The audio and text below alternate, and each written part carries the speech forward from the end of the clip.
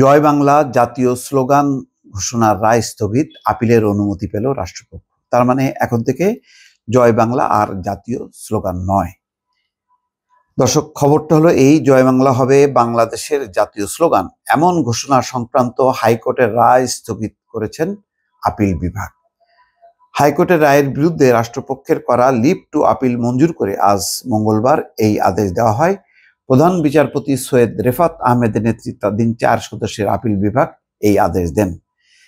জয় বাংলাকে জাতীয় স্লোগান হিসেবে ঘোষণা চেয়ে করা এক রিটের চূড়ান্ত শুনানি শেষে 2020 সালের 10ই মার্চ হাইকোর্ট এই রায় দেন। রায়ে জয় বাংলা বাংলাদেশের জাতীয় স্লোগান হবে এবং জাতীয় দিবস, সরকারি অনুষ্ঠান এবং শিক্ষা প্রতিষ্ঠানে স্লোগানটি উচ্চারণের জন্য পদক্ষেপ নিতেও বলা হয়। 2017 সালে এই রিট করেন সুপ্রিম কোর্টের এক আইনজীবী। হাইকোর্টের ওই রায়ের বিরুদ্ধে মন্ত্রিপরিষদ সচিব সহ অন্যরা চলতি বছর লিভ টু আপিলটি করেন। শুনানি নিয়ে বিলম্ব মার্জনা করে লিভ টু আপিল মঞ্জুর করে আদেশ দেন আদালত। আদালতে রাষ্ট্রপক্ষে শুনানি করেন অতিরিক্ত অ্যাটর্নি জেনারেল অনিকার হক। যাই হোক দর্শক, এই সংক্ষিপ্ত ঘোষণা বুঝতেই পারছেন যে এখন প্রশ্ন হচ্ছে, কেন জয় বাংলা জাতীয় স্লোগান নয়, কেন এটি উচ্চ আদালতে উঠল? এর মূল কারণটা হচ্ছে দলীয়করণ, পারিবারিককরণ, ব্যক্তিকরণ।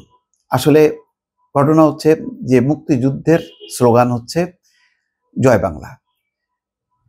পশ্চিম বাংলার বা পশ্চিম পাকিস্তানের বিরুদ্ধে যে লড়াই সংগ্রাম, তার স্লোগান ছিল জয় বাংলা। স্বাধীনতা যুদ্ধের স্লোগান হচ্ছে জয় বাংলা, মুক্তিযুদ্ধের স্লোগান হচ্ছে জয় বাংলা। সেই জয় বাংলা আওয়ামী লীগ তার নিজের স্লোগানে পরিণত করেছে। আজকে এই কারণেই জয় বাংলা জাতীয় স্লোগান ঘোষণার রায় সামনে আসলো। যখন নাকি স্বৈরতন্ত্র প্রতিষ্ঠিত হয় কোনো দেশে, তখন কিন্তু স্বৈরতন্ত্রের সঙ্গে যে সমস্তগুলো তারা যুক্ত করে, মুক্তিযুদ্ধ, স্বাধীনতা, জয় বাংলা, অনেক বিষয়গুলো, তখন একে একে সেগুলি চিহ্নিত হয় যে এগুলি স্বৈর শাসনের সঙ্গে যুক্ত, স্বৈরাচারের সঙ্গে যুক্ত, স্বৈর শাসকের সাথে যুক্ত, স্বৈরাচারী দলের সঙ্গে যুক্ত।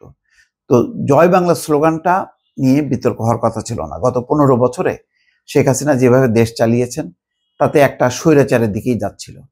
ফলে এই জয় বাংলা, এমনকি আমি বলবো বঙ্গবন্ধু, জাতির জনক, এই বিষয়গুলো নিয়ে অতীতে কখনো প্রশ্ন ওঠে নাই, আদালত পর্যন্ত গড়ায়নি। কিন্তু একে একে এই জাতির জনক, বঙ্গবন্ধু, জয় বাংলা সবকিছু সে তার সম্পত্তিতে পরিণত করেছে। তো যখন কি বিপ্লবের মধ্য দিয়ে একটা সরকারের পতন ঘটে এবং 15 বছরের দুঃশাসনের অবসান ঘটে, তখন এই জয় বাংলা স্লোগানটা কি কেউ রাখবে? রাখবে না।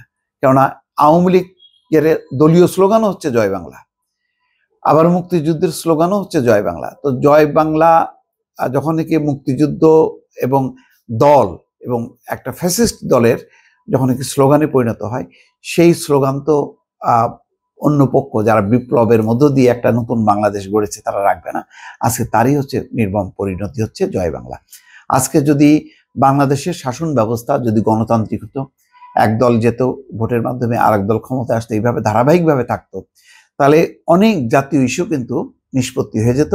তখন এই তীক্ষ্ণ বা তীব্র বিরোধিতা হতো না। আজকে কিন্তু সবগুলো অনেকগুলো প্রশ্নের সম্মুখীন হয়েছে। শেখ হাসিনার যেমন ভাস্কর্য গুড়িয়ে ফেলা হয়েছে, শেখ মুজিবের ভাস্কর্য গুড়িয়ে ফেলা হয়েছে, ঠিক দেখেন যেটা ঘটছে সিরিয়ায়, ঠিক সেই ঘটনাগুলো বাংলাদেশে ঘটছে। কেন বাংলাদেশে ঘটে, কেন সিরিয়ায় ঘটে? ঘটে এই কারণে স্বৈর শাসনের কোনো চিহ্ন কেউ রাখতে চায় না। তো এখন জয় বাংলার মতন মুক্তিযুদ্ধের স্লোগান, স্বাধীনতার স্লোগানটাও এখন এটা ওই স্বৈর শাসকদের স্লোগানে পরিণত হয়েছে। সেই কারণে এটা জাতীয় স্লোগান থেকে ড্রপ করা হয়েছে। ঠিক আছে, আওয়ামী লীগ তার স্বৈর শাসক হিসেবে, দল হিসেবে সে তার স্লোগান দিচ্ছে, দিক। এটা মানে জাতি এটাকে আর ধারণ করবে না। দর্শক, ভালো থাকবেন। আল্লাহ হাফেজ।